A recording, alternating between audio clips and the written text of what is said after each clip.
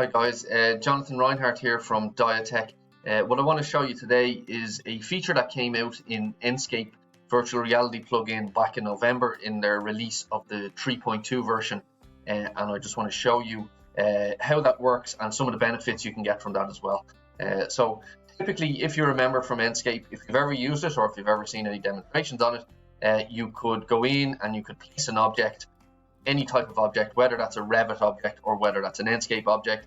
You could go into your typical Revit library, for example, take a desk and you could place that desk, and then when you open up your 3D view then, for example, you could see that desk exists in there. And here we can see that desk is placed in that 3D environment. So we can do that from inside the Revit environment. It will then appear in here. What we can now do since version 3.2 back in November is we can in fact go to the asset library from inside the Enscape environment itself. We don't have to go back into Revit, but vice versa. If I place it in here, it will appear in my floor plan and my 3D view, whatever the case is. So I could navigate into any object here, for example. So I'm going to type in chair. I could search for chair.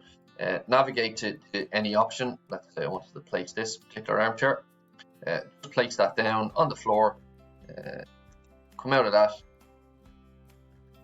Press apply and leave. It takes a couple of seconds to render, and then once it renders, it's available in your environment, and then it's available in the background as well. So just give that a second. It refreshes.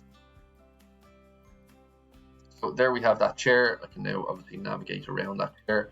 I can see what that chair looks like in situ. I can select that chair if I want to as well, or right click on that chair and show BIM data for that particular chair. It will show me all the information for it. And equally, if I go back into my Revit environment, so go back into my floor plan, and there's that chair also placed in your floor plan as well. So that's all I wanted to show you. The asset library is now available directly inside the viewer with inside Enscape, and completely interacts with Revit as well. Thank you.